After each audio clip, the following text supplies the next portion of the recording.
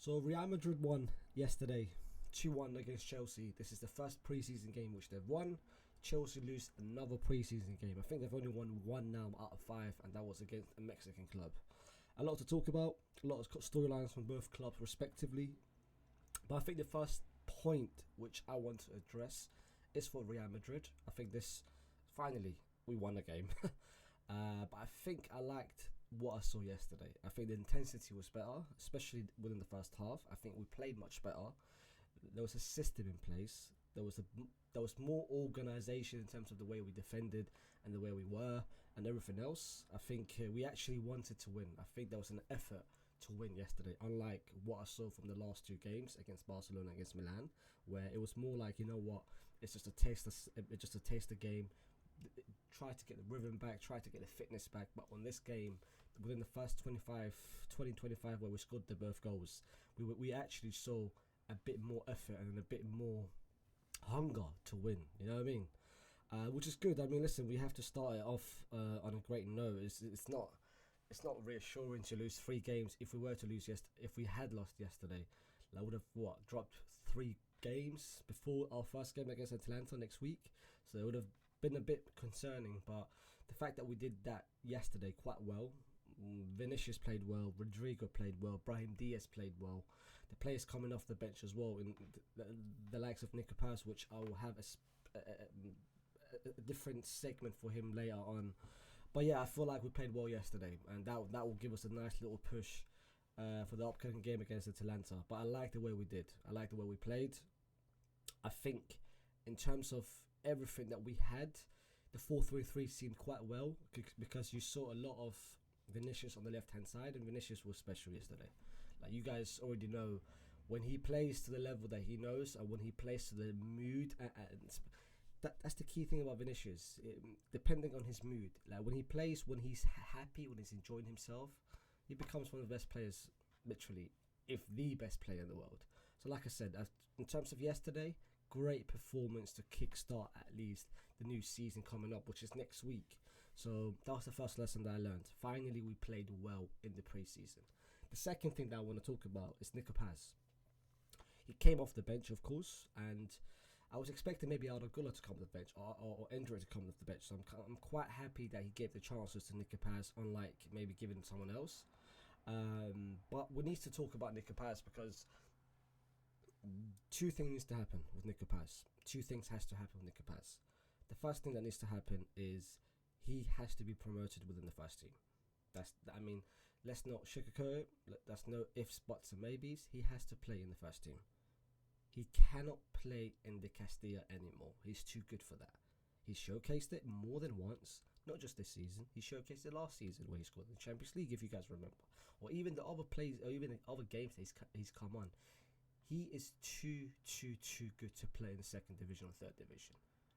Honestly, he's way above that level and way above that leagues. He has to play in the first team. Are we going to see a lot of Nico Paz next season? I don't think we are, because there's a lot of stacked position amongst that. He's competing against the likes of Arda Güler, against Brahim Diaz, and any other midfield position, especially or even the right hand side. He's competing against Rodrigo or anything of that sort. So I don't see any chances of Nico Paz playing or getting consistent minutes next season, even coming off the bench. So the second option has to be loaning him out. We cannot sell him. He's too good of a player for us to sell. This is not a Rebus situation where he's fed off with his minutes and then leaves. I think give it maybe 3, 4, 5, 6 months. I think Nico Paz will be fed off with the minutes that he's getting, because he knows he's good. Everyone knows that he's good. And why is he not getting the minutes? I think he would say that to himself. Like, listen, I'm sick of tired of waiting. I've waited for enough. I'm still not getting any minutes. Then why am I still here? I think it will come to realization within Nico Paz himself that I want to leave. But when he does leave, that's two options. We can either loan him out for a year, preferably with a great, not necessarily a mid-table club, but maybe a top 6, top 7, top 8 club in La Liga, for him just to get the atmosphere in terms of consistent minutes in La Liga. If we don't loan him out, if we can't loan him out for whatever reason, then sell him, but with a buyback clause. Similar to Danny Carvajal, similar to what we've got with Miguel Gutierrez.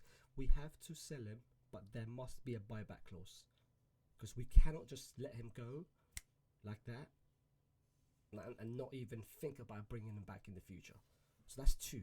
That's the second lesson that we've learned. The third lesson we've learned is Marco Martin.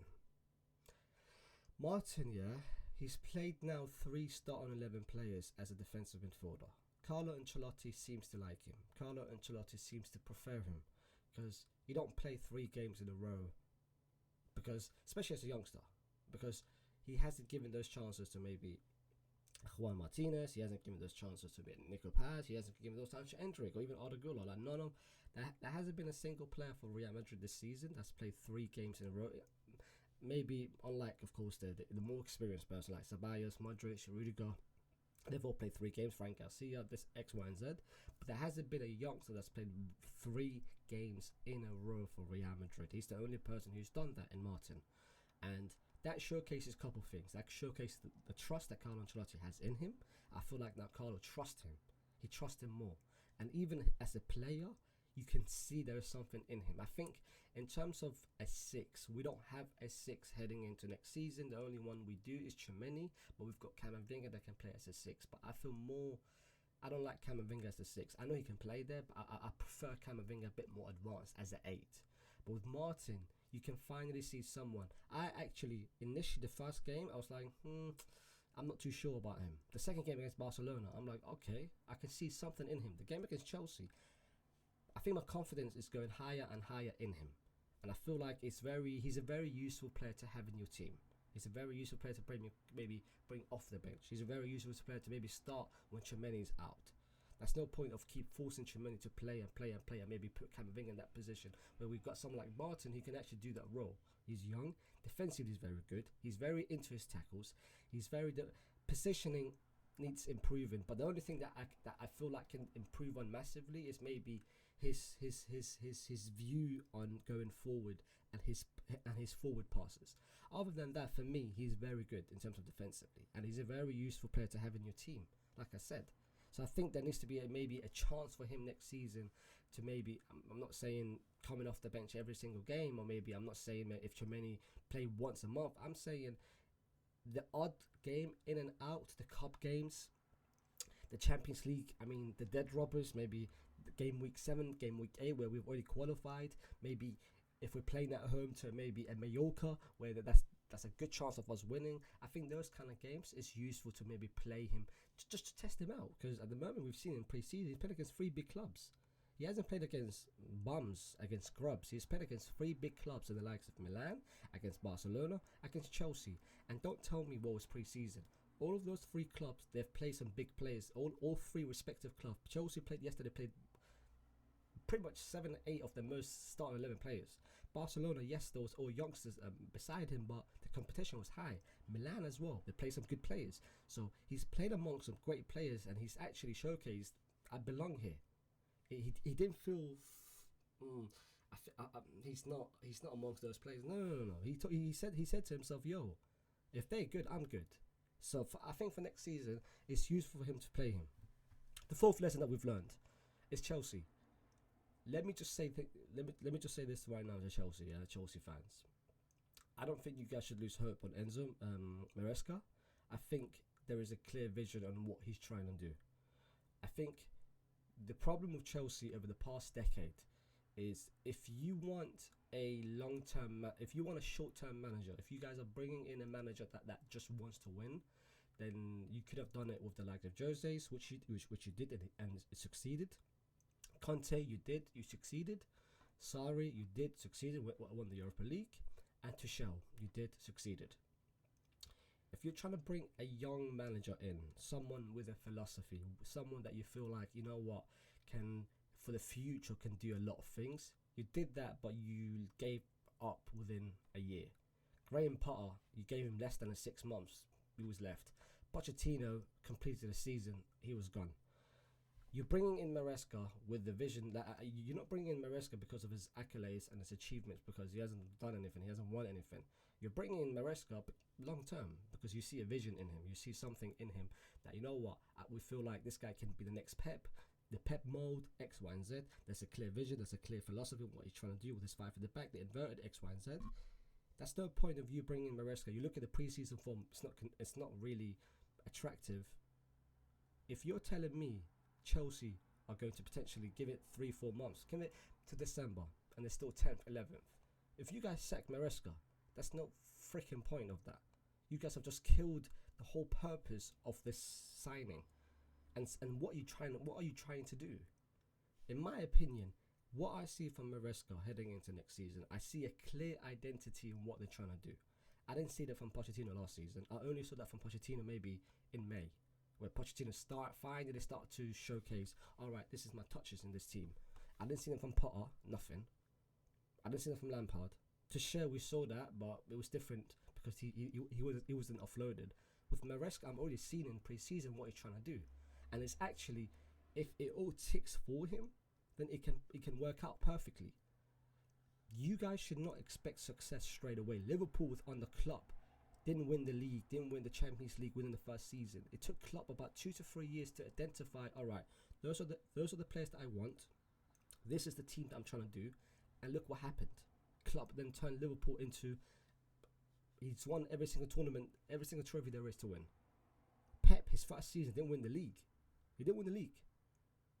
But second season, identified, all right, cool, maybe having Bravo is not the right thing. Maybe bring Edison in. Or maybe, you know what, he identified it. With Maresca, you see the system, you see the philosophy. I actually was impressed with Chelsea in yesterday pre-season. He's got over 100 players in his team. Once he identifies, all right, these are the players that I want, these are the players that I don't want, I think he can go far with his team. I think he can build a great 11, and I think an 11 that for the next 2 to 3 years can actually compete for a trophy, a major trophy. I'm not saying an FA Cup. I'm talking about Champions League, or I'm talking about League. I feel like Maresca is the right person to lead this team forward. And if you don't give him the faith, then there's no point, because you've killed the whole point of the signing. You didn't sign him for him to be a short gap or a stopgap manager, or for him to bring success immediately. You signed him for long term, and if you're gonna sign him for long term, then stick with him, because he didn't do it with Poch, he didn't do it with Potter.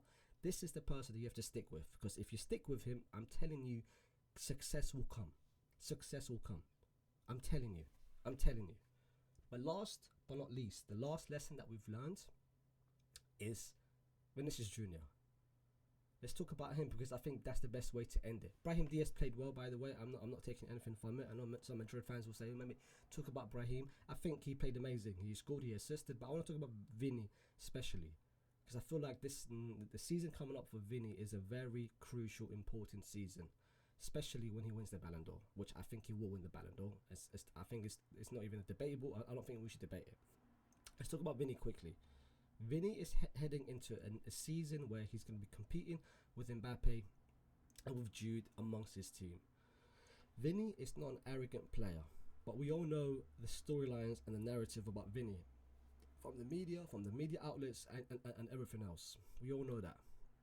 I think next season for Vini will be one of the best seasons of Vini, especially after what happened in Copa America, especially what happened last season, especially when he wins the Ballon d'Or. Because if he wins the Ballon d'Or, if you get a taste once, you want to taste that even more and more and more. And I think once Vini tastes the Ballon d'Or, trust me, he wants that second and third and fourth. He's going to push. I'm expecting next season to be Vini's best season, ironically enough, and that will have both Mbappe in his team. I don't think Mbappe will ruin and kill Vini's momentum and his contribution to Real Madrid. I think it will make it even better, because at the moment, every single game, Vini gets double team, triple team. With Mbappe being there, defenders can't do that, because they have to worry about Mbappe as well. So I think in terms of next season, my hot take for next season, this next season will be Vinicius' best ever season at Real Madrid. That's just my opinion. Last but not least, I just want to address one little quick thing before I end it. I've seen a lot, and I repeat, a lot of criticism towards Endrick over the past 2 pre-season games. I don't care if internet trolls are trying to do that, because they're trolls. They've got no life. Their whole purpose is trolling. That just shows they've got no life. literally no life. My concern is when media outlets are trying to jump in. If you're a media outlet, you need to be respectable and showcase, all right, showcase some dignity. I've seen a couple of media outlets now showcasing, putting Endrick's stats where he's got 0 goals in 100 minutes, 180 minutes. Are you serious? He's just joined Real Madrid. He's 18 years old. He hasn't played an actual professional game, an actual serious professional game, and you've already judging him and determining him by those stats. That's disgusting. ESPN after the game against Barcelona was contemplating, you know what, should Madrid learn him out? He wasn't good enough. Have some shame. You guys are pathetic. Have some shame. You guys are criticizing an 18-year-old who hasn't even played a single actual games that matters. But you guys are already making those narratives about him. Have some shame. But before I go any further, you guys already know. Like, share, subscribe. And then, yeah, man, a lot of content is coming your way quite soon. The first Real Madrid game starts on, of course, on Wednesday against Atalanta. But there'll be a couple of videos coming up, and potentially a very interesting stream where I'm going to be previewing La Liga, but not just with a Barcelona fan, but with an Atleti fan as well. But yeah, guys, like, share, subscribe. I'll see you soon.